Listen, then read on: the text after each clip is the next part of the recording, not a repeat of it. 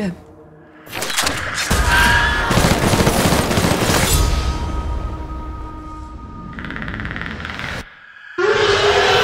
It's interesting. When I was very young, well, 25, I went off to Mexico to be part of The Predator, the first one. I didn't really go to be an actor because I'm an okay actor, I'm not a great actor. I went because I wanted to see how sets worked. I wanted to watch. I wanted to see how movies came together, how they were made, watch the director and how he arranges things and how it becomes the finished product. So in that way, I think it was my first experience really watching start to finish a production like that. And it stuck in my head.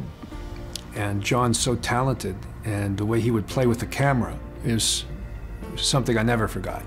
So different influences like Dick Donner, John McTiernan, James L. Brooks.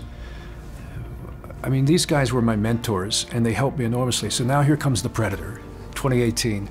And I just thought back to how special the experience was when I was such a kid and so enthusiastic and young. And I wanted to go back to that energy. So if we did something right, I hope it is the group of guys. Because my goal was to establish, not just guys, there's a woman and a little boy as well, the protagonist. If we could find a group that has the sense of camaraderie and fun and that is relatable and memorable like that first group, Jesse Ventura, Sonny Landham, Bill Duke, you know, Richard Chavez, those guys.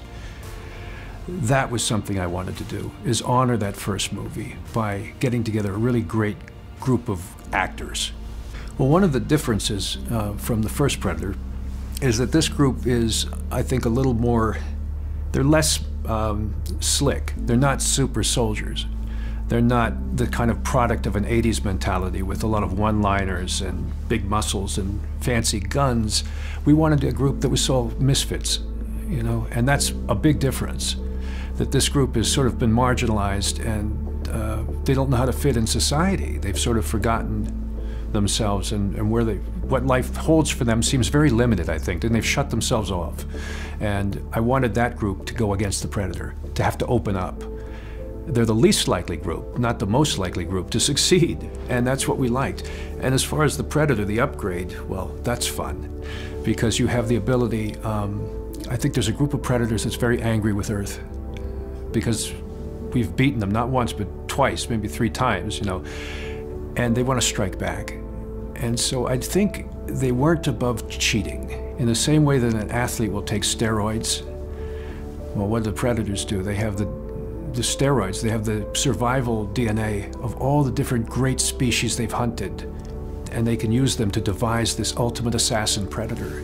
And there are other predators, by the way, might not like that very much. They think that's dishonorable, but it still makes for one really badass predator that they can send to strike back at Earth. I do feel like we should satisfy the fans, but here's the interesting part to me.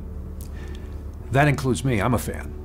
So I'm a huge fanboy, Predator junkie. So if it's something that I like, that feels like we're honoring the first movie, then that felt good. The fans ultimately will, initially they'll say, yeah, humor in the Predator may be too much. The first Predator had a lot of humor in it. I hope when they see this, they'll react and like it, because I think we've balanced it very well.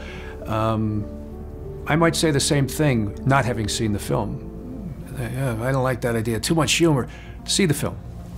See the film and see if in fact we haven't balanced it just right. I think you know what is on the ship.